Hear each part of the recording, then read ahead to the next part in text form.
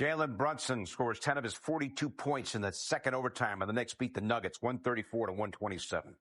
Here we go with the Audi MSG 150 final, the fastest 150 seconds in the National Basketball Association. And away we go. We got the T-Wolves at the Raptors. Emmanuel quickly beats the first half buzzer. Raptors up 72-59 at the half.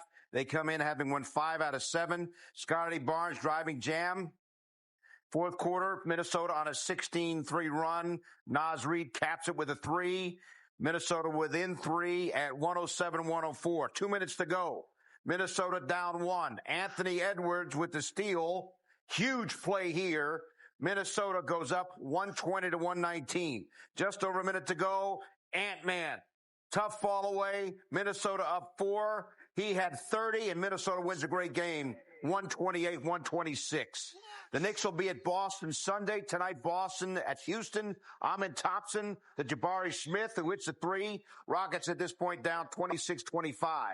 No Jalen Brown tonight for the Celtics. Out resting a hamstring and a knee. Derek White for 3. Celtics up by 10.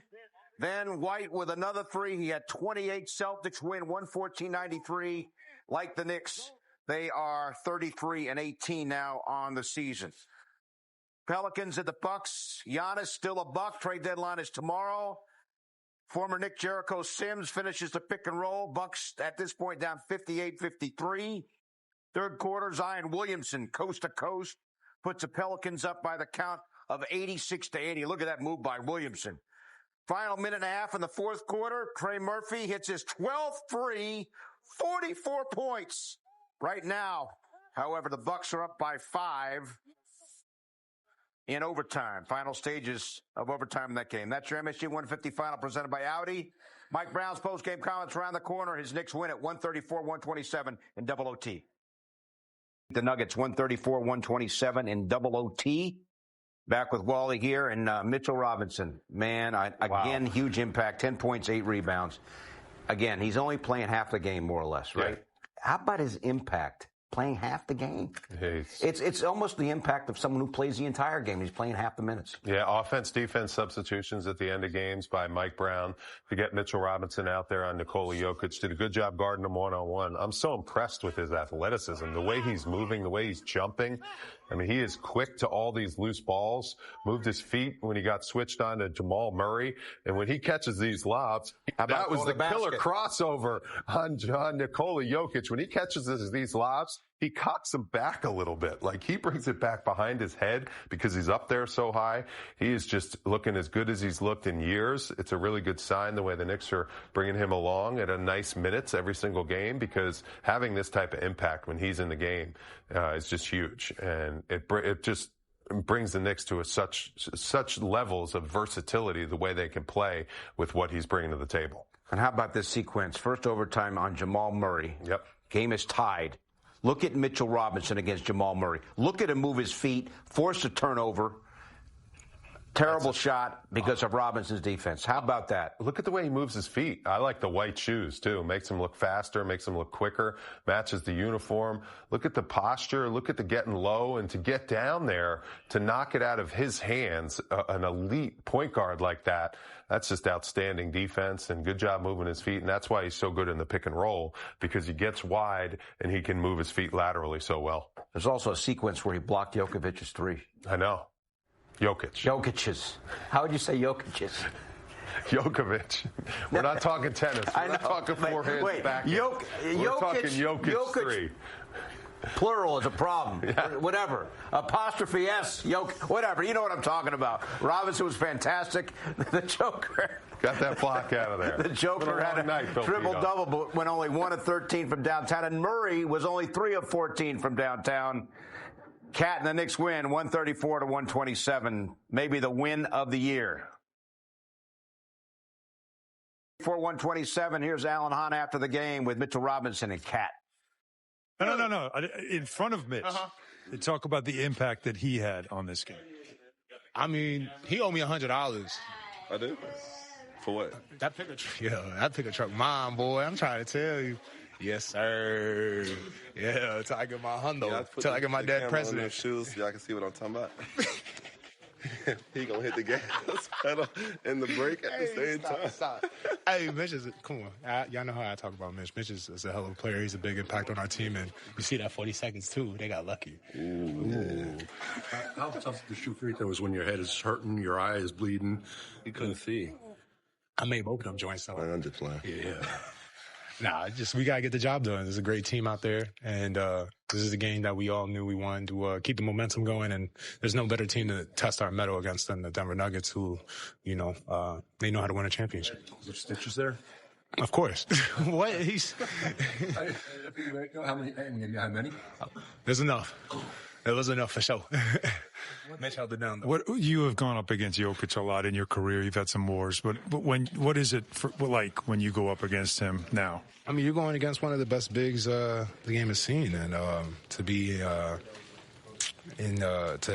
played against him in high school and then to the pros, it's really cool to see his development, and for both of us at this stage in our careers to still be competing against each other at a high level. So, God has been good to both of us for health and to see us continue our careers. What's it like when you see him, blood dripping off his face, taking free throws, coming back in the game? I did care. I'm like, yeah, but down and dirty. Yeah, you getting it in. Like, you know, that's a battle scar. Yeah, like, see, you fighting for your life out there, I mean, you locked in. When he don't got no scratches and then he just playing around. What do you think of the rotation you guys have? Backup, starter, but obviously playing. No, I don't like that. I don't like even saying like that. Like we a team. This is a team. This is a team of 15 guys who are willing to do whatever it takes to win the game.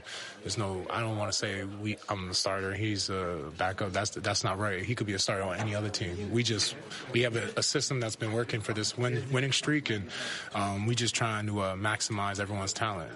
Karen, was there any point after the collision that you thought maybe it would be more serious than it was? Like you came back pretty quickly. I ain't gonna lie. I ain't really think about that. I was trying to get the free throws done. I didn't know how bad it was. He was on the ground for a minute. That's why I asked. I know. Trying to get a flagrant, man.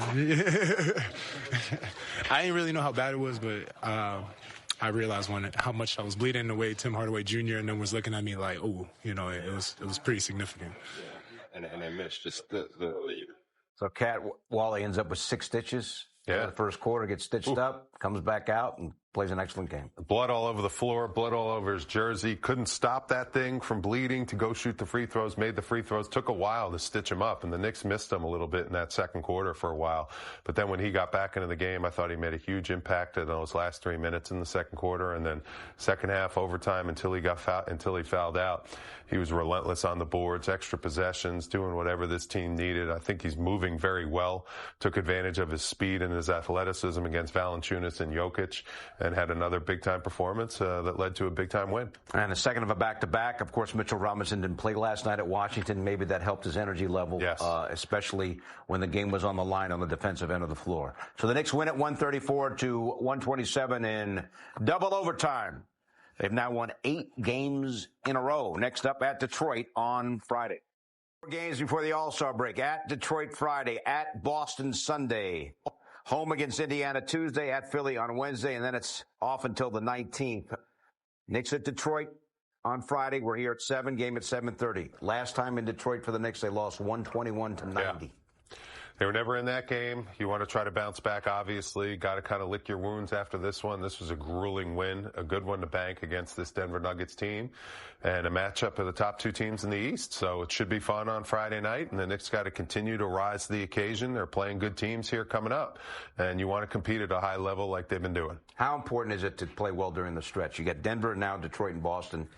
How important is it to play like they did tonight now in the next 2 games? Listen, they've won 8 in a row. They want to continue to keep the winning ways and win these 2 games coming up against elite teams. At the same time, they want to make sure they stay healthy and ready for when it counts in April. All right, so we'll see you on Friday. Big one at Detroit. Pre-game at 7, game at 7:30. You can also stream our coverage on the Gotham Sports app. Up next here on MSG, it's MSG PM. Jalen Brunson, 42 tonight. What a game. Nikola Jokic had a triple-double with 30 points, but it's Brunson and the Knicks who prevail. Brunson, 10 of his 42.